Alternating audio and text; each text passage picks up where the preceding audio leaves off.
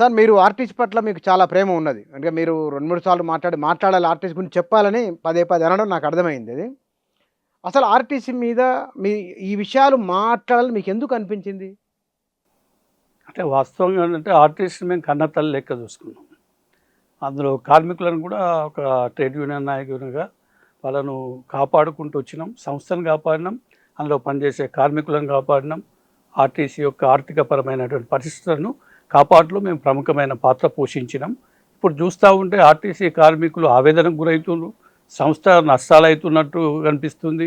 మరి ఏందో మరి ఏం ఆశించో ఏమి ఇబ్బంది అయ్యో గవర్నమెంట్లో కలపాలనేటువంటి కోరిక వాళ్ళు విపరీతంగా ఉండి మొన్న దాదాపు 50 మంది కార్మికులు ప్రాణాలు పోయే పరిస్థితి వచ్చింది. దాన్ని చూసి ఆవేదన చెంది వాస్తవంగా ఏంది మరి ఈ ట్రేడ్ యూనియన్స్ ఏం పని చేస్తూ ఉన్నాయి, మేము ఉన్న పీరియడ్లో అయితే మరి రిటైర్డ్ ఎంప్లాయీస్ అయితే ఇమీడియట్గా పేమెంట్ చేసేది. At the same day retirement day నాడే మ్యాక్సిమం ఆఫ్ పేమెంట్స్ ఉండే. వితిన్ 1-2 మినిట్లో లాస్ట్ శాలరీ ఎన్కాష్మెంట్ పేమెంట్ చేసేటువంటి పరిస్థితి ఉంది. అప్పటికి కూడా నష్టాలు ఉన్నది. 1980 నుంచి మొదలు పెడితే ఇప్పటిదాకా నష్టాలనే చెప్తా ఉన్నారు. 80 నుంచి సంస్థ పోతుంది, నష్టాలు అవుతుంది, ప్రైవేట్ అవుతుంది అని చెప్తా ఉన్నారు.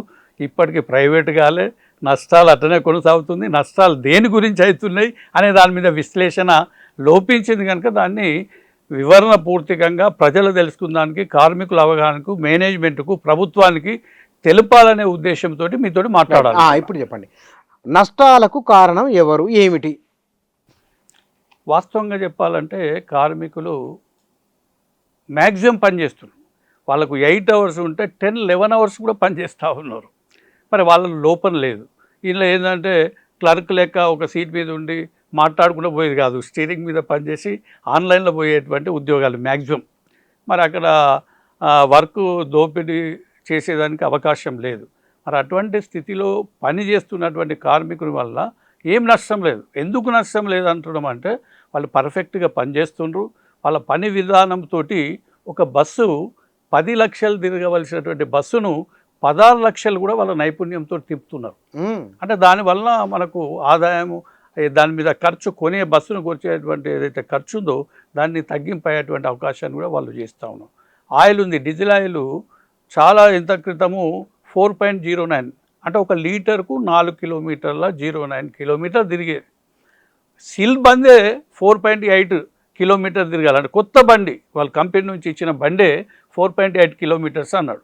వాస్తవంగా ఆర్టిస్ట్ వాళ్ళకు ట్రైనింగే కావచ్చు, వాళ్ళ మెలకువలు కావచ్చు, వాళ్ళ పనితనంతో 5.4 తెస్తూ ఉన్నారు. అంతకంటే ఎక్కువ తెస్తున్నారు కానీ యావరేజ్గా తీసుకుంటే 5.4 ఉన్నాడు. దానివల్ల కొన్ని వందల కోట్ల రూపాయలు ఆదాయం చేసేటువంటి పరిస్థితి ఉంది.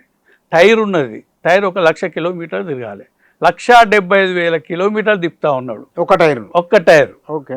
దానిలో కూడా ఆదాయం చేస్తూ ఉన్నాడు. అలా కార్మికుని ఈ ఏమి సోమర్తనం లేదు కదా. మరి అట్లాగే యాక్సిడెంట్స్ ఉన్నాయి. అసలు నేషనల్ లెవెలే దాదాపు 0.24 ఎంతో ఉన్నది. దాన్ని కాకుండా 0.09 యాక్సిడెంట్స్, అంటే నెగ్లిజిబుల్ యాక్సిడెంట్స్ ఉన్నాయి. అందులో కూడా మనం కాపాడుకునేటువంటి పద్ధతి ఉన్నది. ఇవన్నీ చేయంగా కూడా మరి కార్మికుడు నష్టం కాదు, కార్మికుడు ఖర్చులను తగ్గిస్తూ ఉన్నాడు. దేనిలో లోపం ఉన్నది? ముఖ్యంగా ఏంటంటే ఆర్టీసీ ఇది అటానమస్ బాడీ. అటానమస్ అంటే స్వతంత్రమైనటువంటి ప్రపత్తి కలిగినటువంటి సంస్థ. ఏ నిర్ణయం అయినా దీన్ని తీసుకోవాలి.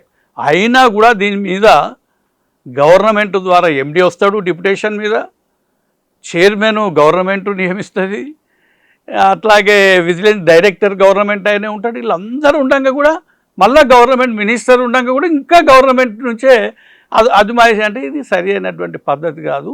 ఇది ప్రభుత్వం ఏం చేస్తుందంటే ఇది ప్రజలకు సంబంధించిన నిత్యావసర వస్తువు అయినటువంటి రవాణా సౌకర్యాన్ని ప్రజలకు అనుకూలంగా సౌకర్యవంతంగా దీన్ని నడిపించడానికి వెసులుబాటు కలిగించదాని బదులు విపరీతమైన ట్యాక్స్ ఇస్తుంది.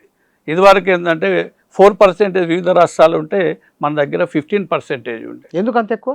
అట్లా చేసిండ్రు. అట్లా చేసే దాదాపు మనకు అప్పులు అయ్యేటువంటి పరిస్థితి ఏర్పడ్డది అప్పుడు. ఇప్పుడు లేదంతా.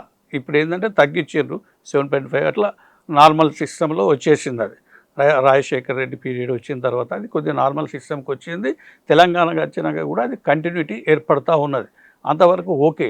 కానీ ఆయిల్ మీద ఏంది, డీజిల్ ఆయిల్ మీద ఏ వ్యవస్థ నడపాలన్నా ఒక గవర్నమెంట్ ట్యాక్స్ అంటే 5 to maximum 10% ఉంటుంది.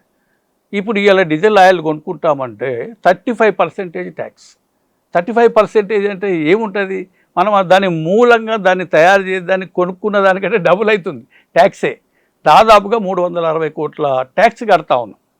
అదే దాదాపు ఒక 10% పెట్టినాం అనుకో 250 కోట్లు మిగులుతాయి.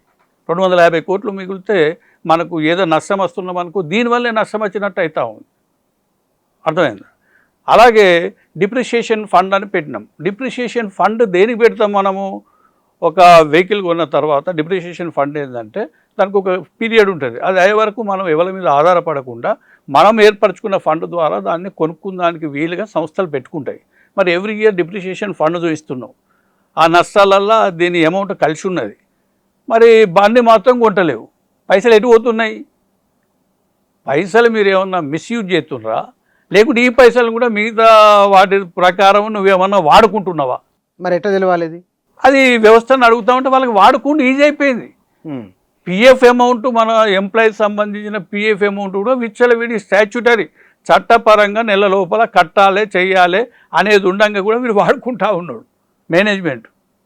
సిసిఎస్ మేము పైసలు కాంట్రిబ్యూట్ చేసుకొని మేము ఆ పైసల ద్వారా మాకు అవసరం నిమిత్తం లోన్లు తీసుకుందామని ఆ వ్యవస్థను ఇండిపెండెంట్గా మనం తయారు చేసుకుంటే అది ఆసియా లోపలనే ఫస్ట్ కోఆపరేటివ్ ఆర్గనైజేషన్.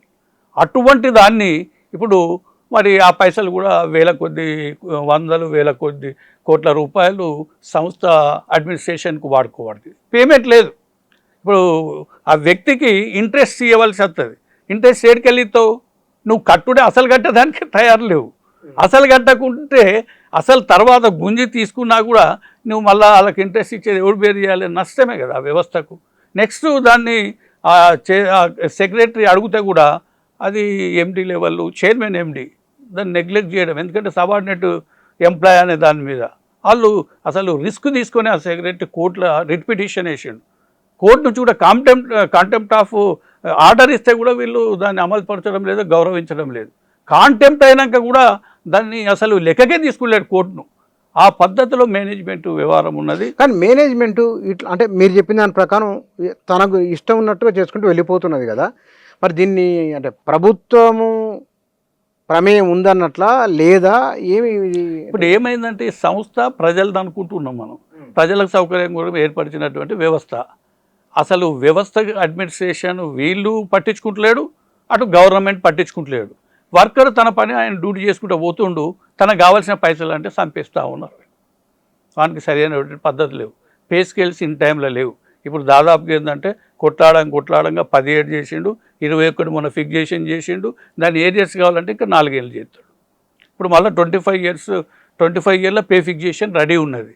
ఎప్పుడు పే ఫిక్సేషన్ చేస్తావు, ఎప్పుడు ఏరియర్స్ ఇస్తావు, ఎప్పుడు వాళ్ళకి ఫైనాన్షియల్ బెనిఫిట్ కావాలి, ఈ పైసలను ఆటోమేటిక్గా పెన్షన్ కావాలంటే రిటైర్మెంట్కి పెన్షన్ కావాలంటే పిఎఫ్ ఆఫీస్కు ఎప్పుడు పంపుతావు డేటా? కానీ దీంట్లో ఎంత గందరగోళం ఉన్నది. కండక్టర్కు ఎంత జీతంతో ప్రారంభమవుతుంది, రిటైర్ నాడికి ఎంత వస్తుంది ఆయనకు? అంటే చాలా సీరియస్. వాళ్ళు 24 గంటలు వాళ్ళకు హింసనే. వాళ్ళకు ఇనిషియల్గా 20-25,000 వచ్చినా కానీ రిటైర్మెంట్ వరకు 30 years 35 years ఉంటుంది కదా. 35 ఏళ్ళు చాలా లాంగ్ పీరియడ్. 70,000-80,000 దాకా వస్తుంది. ఇవాళ రేపు అది మామూలు జీతం కిందనే లెక్క. అంటే ఇప్పుడున్నటువంటి కరువు దానికి ధరల ప్రకారం నిజ కొనుగోలు లేదు, మనకు మిగిలించుకునేటువంటి పరిస్థితి లేదు. మా ఆర్టిస్ట్ వాళ్ళు ఏ షోకులకు పోక తన పిల్లలు ఏంటంటే మొత్తం వృత్తికి అంకితం అవుతూ పిల్లలను చదివించుకున్నానికి మిగిలింది పెట్టడం వల్ల పిల్లలు ప్రయోజకుడై ఇలా ఆ పిల్లడు తల్లిదండ్రులు సరైన చూసే స్థితిలో ఉంటే బతుకుతుగా, లేకుంటే ఆకలి చావు లేక చేనేత కార్మికుడు వ్యవసాయదాడు ఎట్లా చనిపోతుండేనో ఇదివరకు అదే పద్ధతిలో ఆర్టిస్ట్ వాళ్ళకు పడే పరిస్థితి ఉంటుండే. పిల్లలు బాగుపడి ఉండడం వల్ల పిల్లల వలన ఏదన్నా వాడు నా తండ్రి మా పెద్దలను కాపాడుకోవాలనే మంచి హృదయం ఉన్నట్టుంటే బతకగలుగుతూ, లేకుంటే అదోగతి.